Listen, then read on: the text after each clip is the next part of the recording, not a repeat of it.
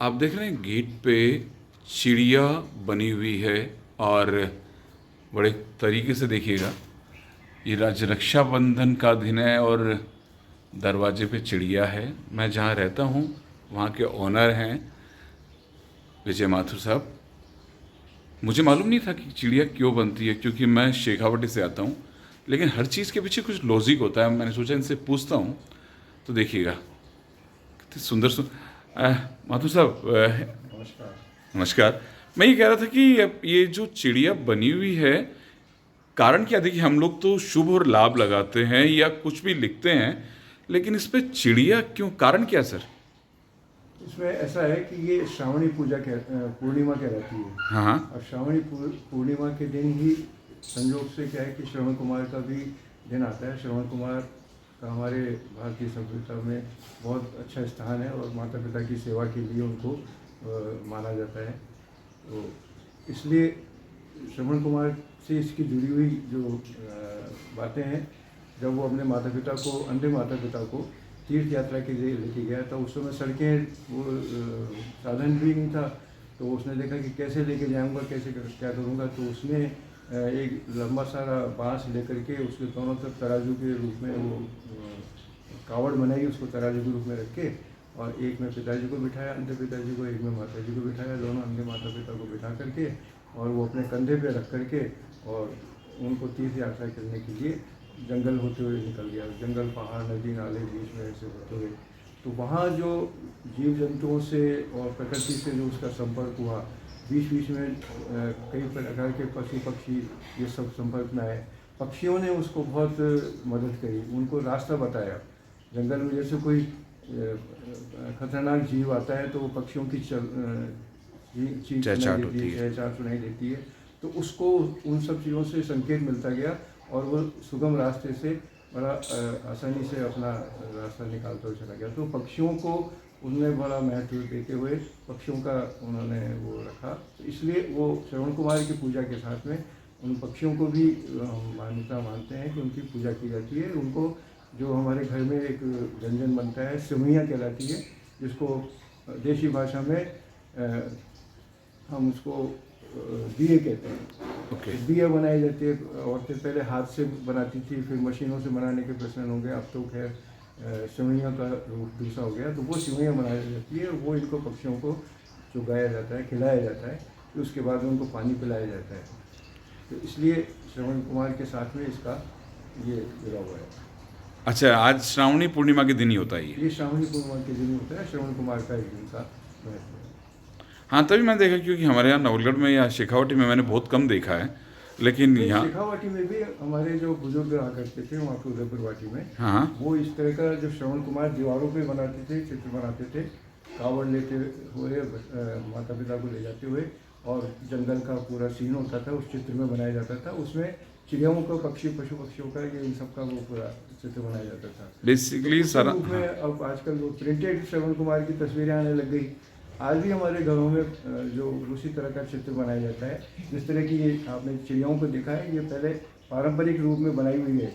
एक दूसरी चिड़ियाओं का है, ये तो ट्रेस की हुई है। अच्छा, ये तो ट्रेस की हुई, ये देखिए पारंपरिक रूप से चिड़िया बनाई हुई है सर। ये, हाँ, ये देखिएगा। हाँ, आप देख रहे हैं ये जो चिड़िया बनी है ये हाथ से बनाई हुई है। ये तो चलिए देखिए, मान लीजिए उसको बना करके जो बनी हुई थी उसके ऊपर ही ट्रेस की हुई है।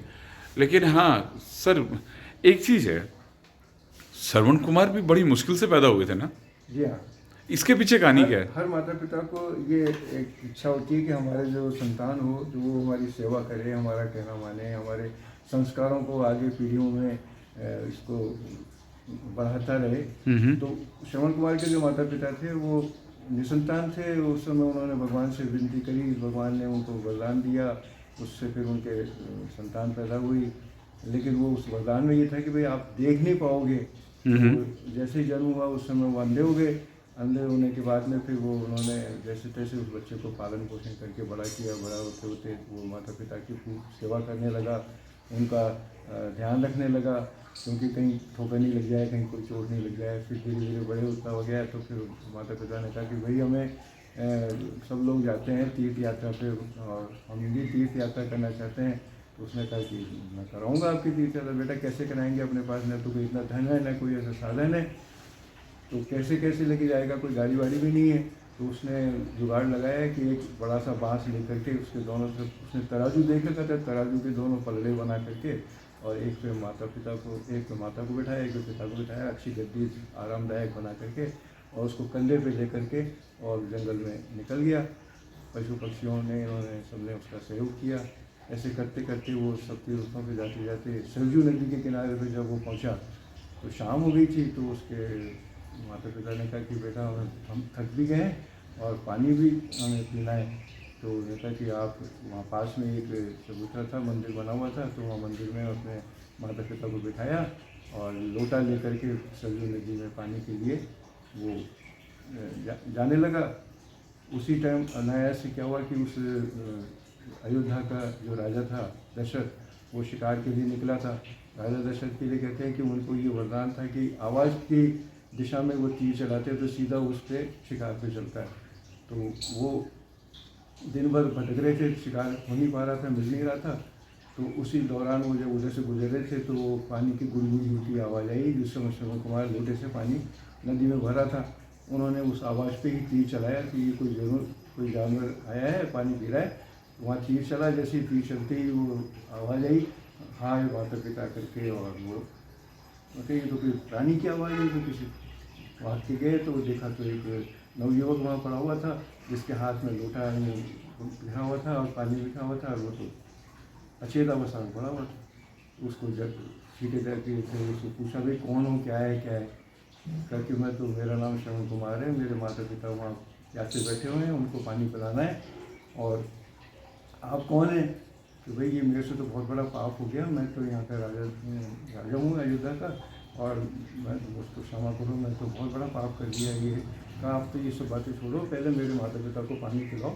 वो बहुत देर से प्यासे बैठे हैं, और वो बड़े बोझिल पाँवों से पानी का लोटा भर करके माता पिता के पास गया। उन्होंने आड़ सुनी कि बेटा तो नहीं आ रहा है, ये आवाज़ किसकी आ रही है? वो पहचानते थे अपने बेटे की। तो कहा कि भाई कौन हो तुम?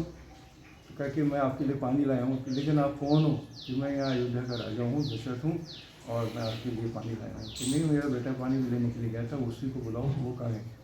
तो उसने अपनी सारी बात बताई कि इस तरह से गलती से मेरे तीर लग करके उसका देहांत हो गया, तो मैं इसको लिए बहुत क्षमा चाहता हूँ, और मुझे आप पानी पीजिए। कहने नहीं, हम हत्यारे के हाथ से पानी नहीं देंगे। उसको श्राप दे दिया कि तू हत्यारा है, तू हमारे को पानी नहीं पिला सकता है, और हम अपने पुत्र वियोग में जिस तरह से हाय पुत्र करते हुए प्राण त्याग रहे हैं, तो ये दुष्ट तू भी हाय पुत्र करते हुए प्राण त्यागेगा। इस तरह से कह करके वो आखिर मृत्यु हो गई उनकी। उसके बाद में वो बड़ा राजा दशरथ जो है वो बहुत दुखी हुए, दुखी मन से राज्य में लौटे। अपने गुरुदेव के पास में, महर्षि वशिष्ठ के पास में पहुँचे। उन्होंने कहा कि साहब मेरे से आज बड़ा अनर्थ हो गया, पाप हो गया, इसका कैसे मैं वो निवारण करूँगा? उन्होंने कहा कि भाई तेरे को जो है वो हम लोग यज्ञ वगैरह के लिए, उसके आत्मशुद्धि के लिए, प्रायश्चित के लिए सब करने के कहा। उन सब से फिर बाद में ऋषि ने कहा कि तुम्हारे को ये जो श्राप मिला है, इस श्राप के पीछे तुम्हारे को एक वरदान भी मिला है। तुम निसंतान हो, तुम्हारे संतान नहीं होने की वजह से तुम कई दिनों से परेशान थे, इतने यज्ञ करते थे, इतने वो करते थे। आज उन बूढ़े ब्राह्मण और ब्राह्मणी ने तुमको ये श्राप दिया है, तो इसलिए तुम्हारे संतान जरूर प्राप्त होगी। और फिर बाद में जैसा कि सबको मालूम है कि वशिष्ठ ऋषि ने यज्ञ करवाया था, और उसमें वो खीर का वितरण करके उनके रानी के 4 पुत्र पैदा हुए थे।